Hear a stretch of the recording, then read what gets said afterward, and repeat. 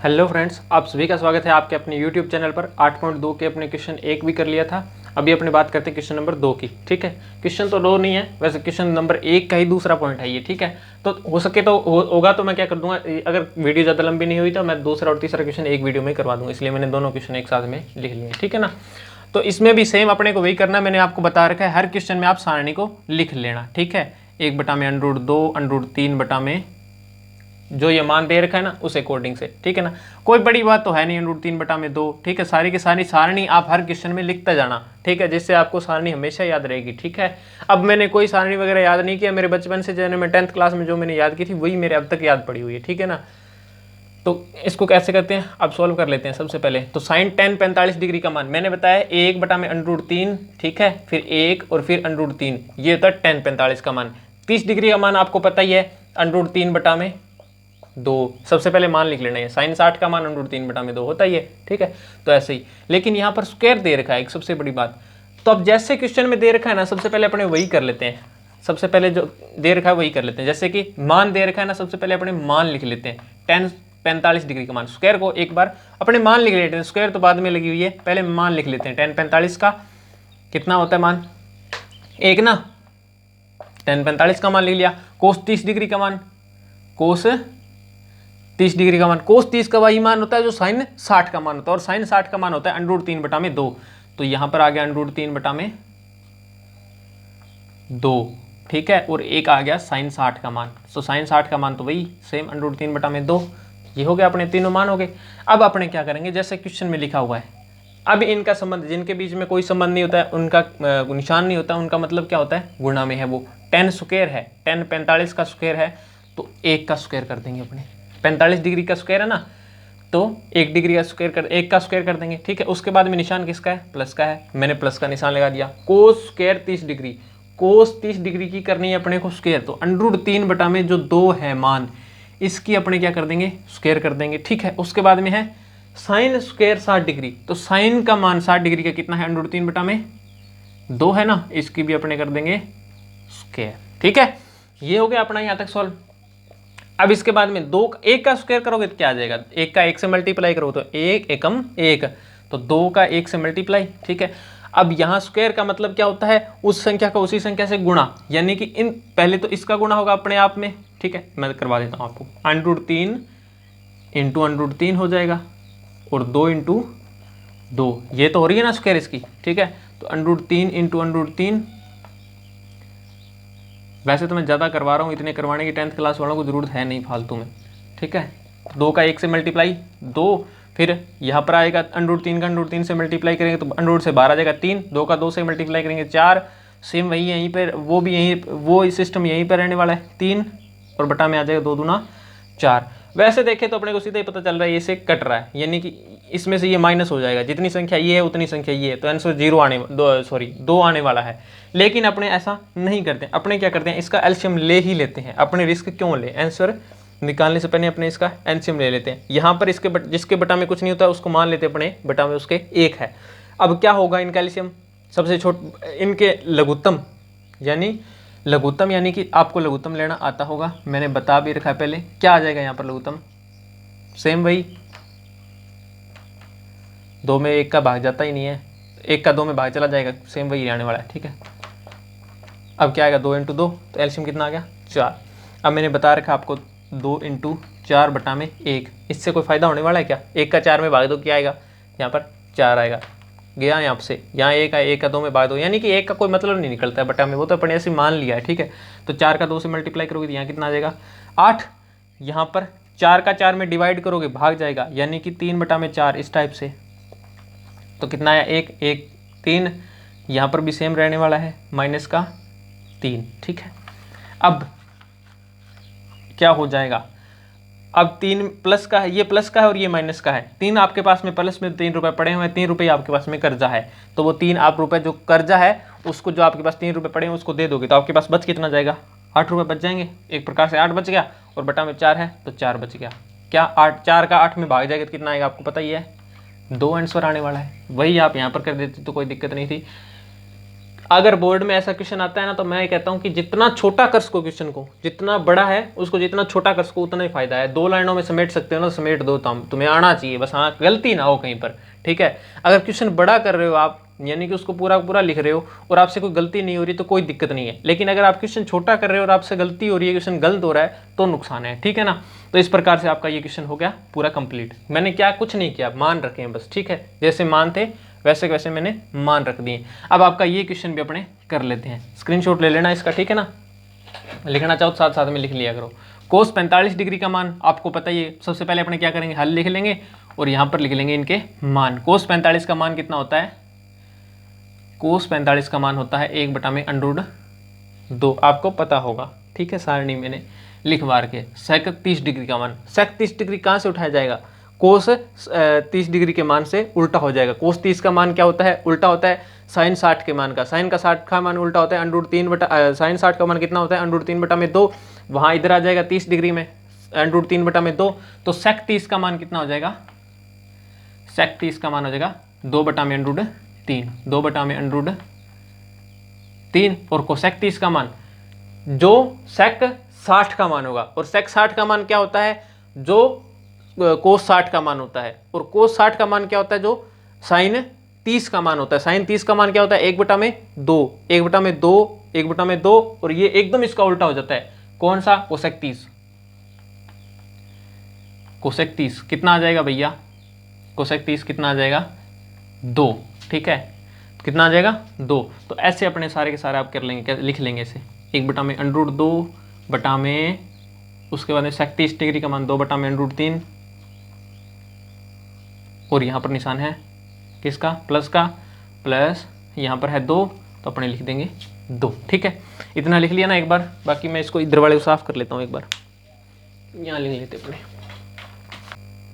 अब बात करते हैं अपने इससे आगे की, ठीक है। तो अब इसमें आपको सॉल्व करने का मैं एक आसान सा तरीका बता देता हूँ। सबसे पहले इसको क्या कर देते हो अपने, सबसे पहले इसको, ये दोनों का ऐड है ना, इस दोनों का, इन दोनों का ऐड कर लेते हैं, तो ऊपर वाला सेम पड़ा रहेगा वैसे का वैसे ही। कैसे, 1/√2 है तो 1/√2 का 1/√2 रह जाएगा, ठीक है। ये इसको थोड़ा सा बड़ा कर लेना, ठीक है, जिससे आपको अंदाजा हो जाए कि ये इन दोनों के बटा में, ठीक है।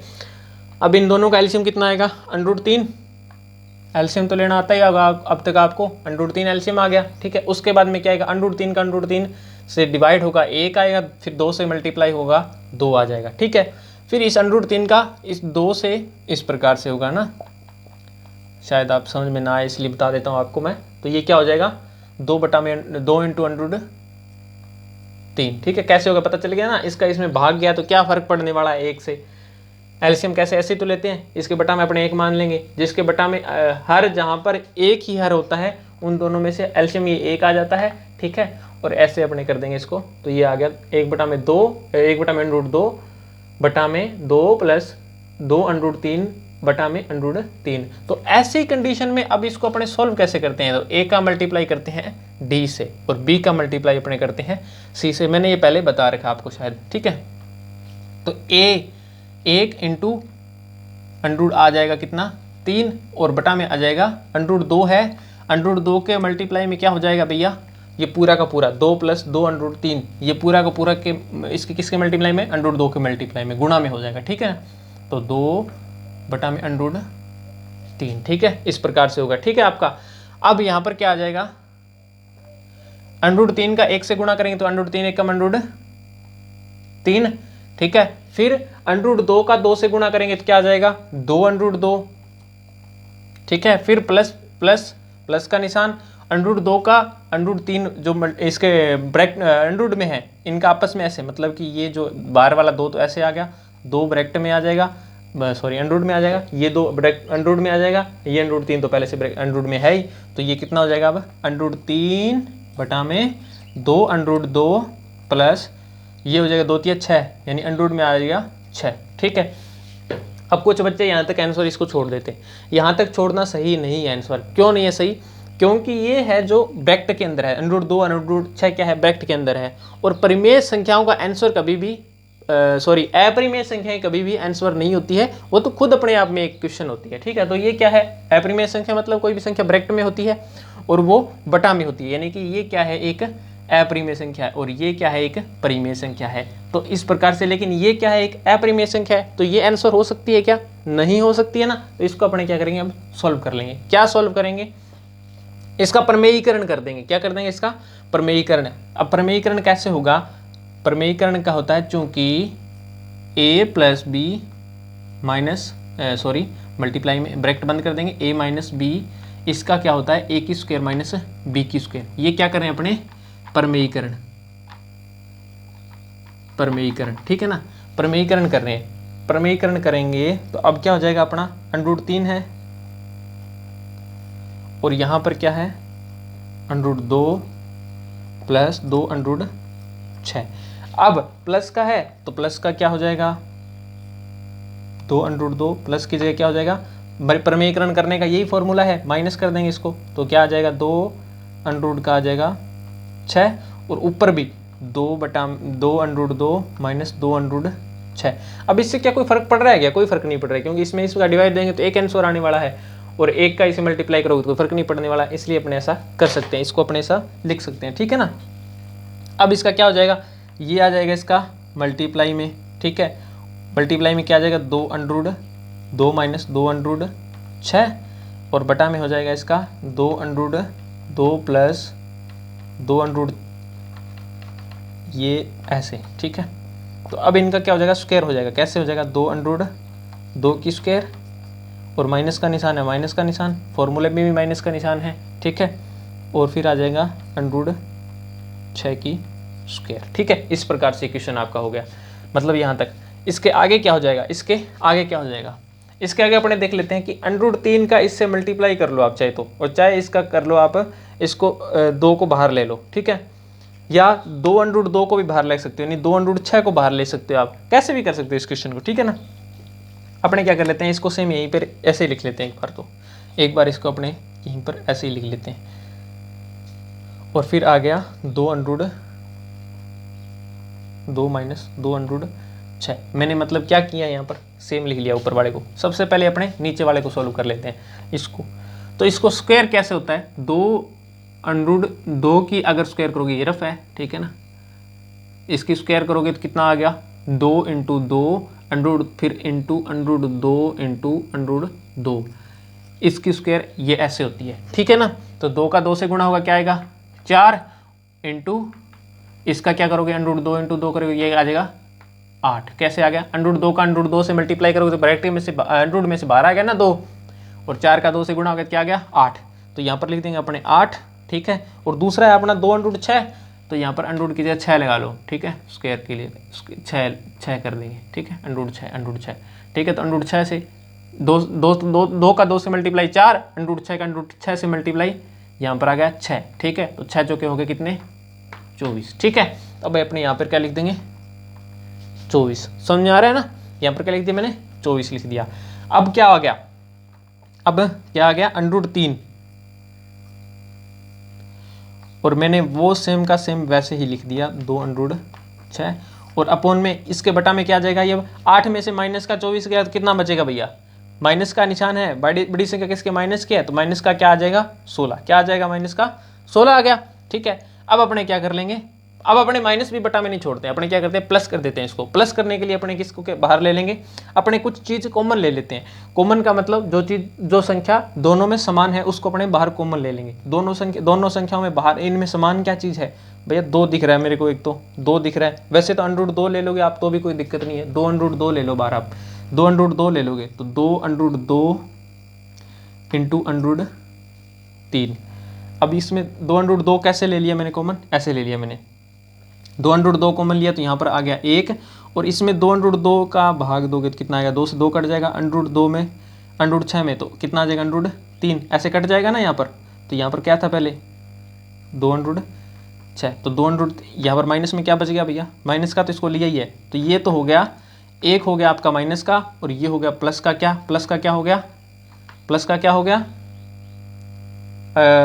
माइनस मैंने यहाँ ले लिया, ये वाले माइनस को मैंने यहाँ ले लिया, तो ये प्लस का था, ये हो गया माइनस का, ठीक है। ये मैंने कॉमन ले लिया ना पूरा का पूरा इतना, तो यहाँ पर क्या बच गया, अब एक ही बच गया, एक ही बचेगा सिर्फ, किसका बचेगा, माइनस मैंने बाहर ले लिया तो ये प्लस का था, तो ये मैं क्या किसका बचा, अब माइनस का बचा, प्लस का मैंने बाहर ले लिया, तो यहाँ किसका बचा, माइनस का बचा, क्योंकि भाग दे रहा हूँ मैं यहाँ पर, तो ये किसका हो जाएगा, माइनस का हो जाएगा। अब यहाँ पर ये किसका, माइनस का है, तो माइनस का हो जाएगा किसका, प्लस का, क्योंकि माइनस से माइनस कट जाएगा, क्या बचेगा प्लस। 2√6 है, इसमें मैंने 2√6 में मैंने कॉमन क्या लिया है, 2√2, 2 से 2 कट जाएगा और 6 की जगह आ जाएगा 3, तो क्या आ जाएगा √3, यहाँ पर क्या बच जाएगा, √3 बचेगा, ठीक है। और यहाँ पर है क्या, माइनस का 16 है ना, तो इससे माइनस से माइनस कट जाएगा, 16 से 2 से 8 कट गया, ठीक है। यहाँ पर क्या आ गया, 8 आ गया ना। अब क्या कर लो, आप इनको मल्टीप्लाई कर लो आपस में, क्या कर लो, मल्टीप्लाई कर लो। कैसे होगा मल्टीप्लाई, या इसको पहले आप इसको मल्टीप्लाई, अंदर मल्टीप्लाई पहले इसको आप कर दो, कैसे होगा देखो तो √2 मैंने बाहर ही पड़ा रहने दिया, √2 मैंने बाहर ही पड़ा रहने दिया। क्या किया है मैंने, √3 का पहले ये माइनस का ना, माइनस को मैंने आगे कर दिया, माइनस को मैंने कहाँ लिख दिया, यहाँ लिख दिया। पहले किसको लिख लिया मैंने, √3 को, ठीक है। √3 को मैंने पहले लिख लिया, ठीक है। फिर यहाँ पर क्या है, √3 है ना, इसका मल्टीप्लाई मैंने √3 कर दिया। फिर माइनस वाला 1 है, उसको माइनस कर दिया और यहाँ पर लिख दिया मल्टीप्लाई में, गुणा में √3, और बटा में कितना है, 8 बच गया था, मैंने 8 लिख लिया। मैं इसको थोड़ा साफ कर लेता हूँ इधर वाले को ना। यहाँ तक आपके समझ में आ गया होगा। मैं सॉल्व कर रहा हूँ, कोई इसमें कुछ ज़्यादा वो मैंने नहीं किया, और तो कुछ किया ही नहीं है ना, कोई फॉर्मूला वगैरह कुछ नहीं लगाया, एक ये फॉर्मूला लगा है बस, इसके अलावा बाकी तो मैं सॉल्व भी करता जा रहा हूँ कम से, ठीक है। अब क्या आ गया यहाँ पर, √3 का √3 से मल्टीप्लाई हुआ तो क्या आ गया, 3, ठीक है। और फिर बचा माइनस का √3, ठीक है। ये बात आपके समझ में आ गई होगी। यहाँ पर क्या है, √2 है, √2 छोड़ दिया मैंने, यहाँ पर आ गया 8, ठीक है। अब क्या कर देंगे, इसका मल्टीप्लाई फिर से अंदर कर देंगे, तो क्या आ जाएगा, 3√2 माइनस √ में आ जाएगा 6, √2 का √2 3 से मल्टीप्लाई करेंगे तो √ में क्या आ गया 6, और बटा में क्या है आपका 8 है। तो ये आ गया आपका आंसर इस प्रकार से, ठीक है। मैंने माइनस का बटा में नहीं छोड़ा, वैसे आप यहाँ तक करते हो ना, कोई दिक्कत नहीं, छोड़ दोगे ना आप यहाँ तक भी आंसर, तो भी क्वेश्चन सही हो जाएगा। लेकिन मैंने क्या किया, इसको ये 16 है, ठीक है, ध्यान रखना। मैंने इसको क्या किया है, माइनस को भी नीचे नहीं छोड़ा, और इस माइनस के 16 को काट करके इससे 8 को नीचे कर दिया, माइनस का निशान नहीं छोड़ा नीचे, ठीक है ना, प्लस का करिए नीचे, तो नीचे यहाँ पर कोई निशान नहीं, इसका मतलब ये प्लस का ही होगा ना। तो इस प्रकार से मैंने ये पूरा का पूरा आंसर निकाल दिया आपका। तो बाकी अपने क्वेश्चन करते हैं नेक्स्ट वीडियो के अंदर, ठीक है।